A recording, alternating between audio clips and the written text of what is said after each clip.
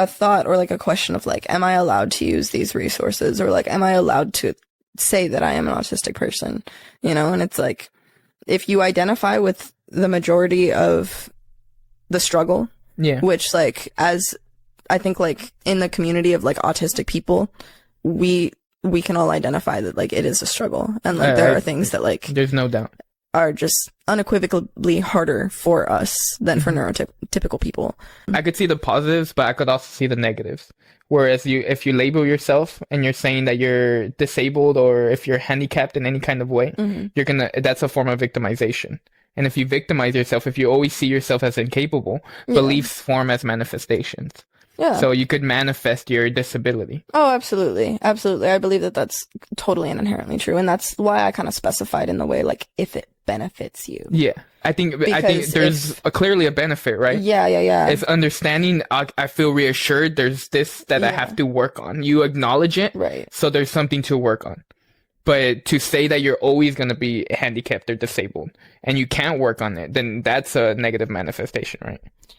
I would say that, like, I agree with like 85 to 90% of where you're coming from, because I think that like the heavy victimization that like a lot of people are kind of taking on recently, and it's kind of becoming a trend to like have something wrong with you. Yeah. And it's like, oh, you know, it makes me like cutesy and quirky or whatever, but like there are some people who are like, you know, taking it on like so much as this like victimization of themselves that it really does like hinder them in a way that it probably wouldn't if you didn't acknowledge it as much as you did. Yeah. You know? But the first step to growth is acceptance.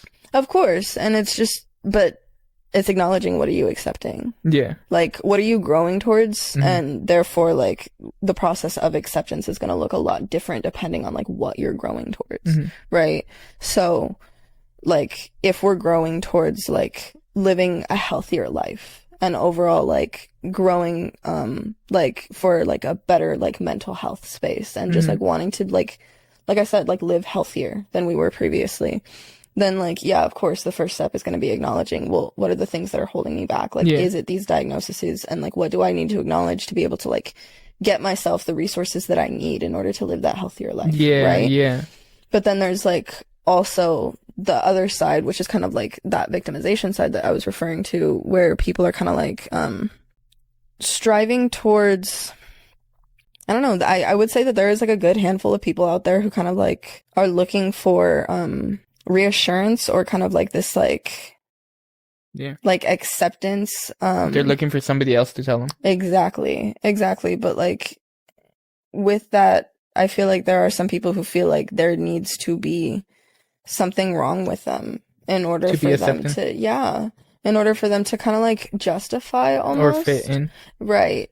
And, you know, in those moments, even if like, let's say it is true, you know, and it's not like you're just like making it up for attention, you know, it is the case. But if you don't do anything to actually like work on it, or like find resources for yourself to make things easier, and you just continue to complain about the set of circumstances that you were given, that's not helping anyone, but especially not yourself. Definitely. You know, life sucks for everyone. Yeah. Until it doesn't. Until you make the steps. Correct. Yeah.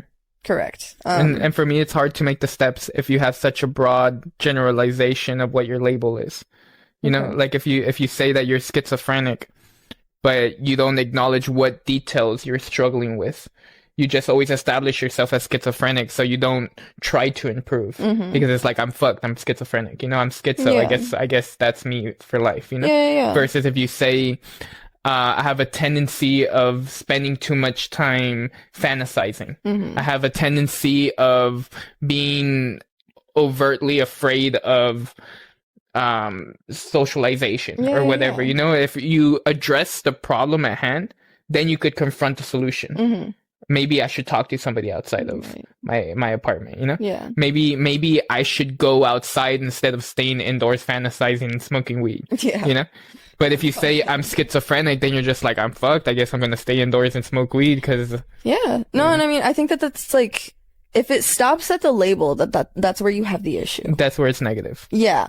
Because if you've stopped at the point of like, okay, well, this is the reason, so it is what it is. Yeah. You know, it's like, okay, no, that's not helpful or beneficial. Again, and like, I think the same thing goes for like anything that you want to label.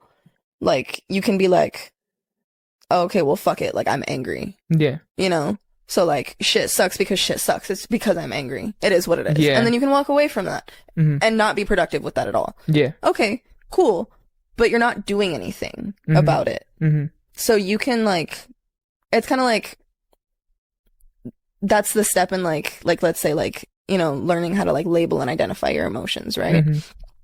And it's like, yes, there's progress made in like labeling that emotion, but the only progress that's actually made is when you do something productive when you actually label and identify that emotion. Because, you know, like, obviously a therapist can tell you all day, like, it's important that you identify your emotions and you know what's causing you to make you feel that way. You can't stop there. Yeah. Because then you have to figure out, okay, like, what am I going to do with this? Like, I can't just say, like, this is what it is, and okay, like, whatever, I'm going to move on. Yeah. Like, how do I make this productive? Yeah. And that goes with literally everything. So there can be a lot of people who say, like, oh, like, you know, I don't like labels. And that's fine, but it's because the label isn't supposed to be the end goal. It's supposed to be the stepping stone, the first tool. Step. Yeah. Exactly. And helping you move and progress into something bigger than that. Yeah. You know, and a lot of people kind of get stuck in that, like, identification of things. Yeah. And that's all the progress that's made. You know, nothing could be done. It was identified, and it's like, no, okay, now use those things that you've identified and that you now know, like, what they are. Use them as tools. Yeah. And, like, building blocks turn them to, into like, a superpower. Create something out of it. Yeah. Yeah. Because, like, the identification process, the labeling is just the first step. Yeah. It's just like a lot of people stop there and look at it as the end goal. And it's not. And I could definitely see too, if you're looking at yourself in the mirror every day, and like, if I look at myself in the mirror every day and say you're stupid, eventually that's going to get to me, you know? Right. But if I look at myself in the mirror and say you're stupid, but you could do much better. Exactly. You know? That is completely different perspective. Exactly. Because one is like, okay, this is the reality of what this is, and this will always be this way. And the other is, okay, this is the reality of what this is, but like, how are we going to progress? Yes, exactly. There needs to be change to occur in order for this not to be the current reality anymore. So basically what we're trying to say is, if you don't like your reality, then fucking change it. That's basically what we're saying.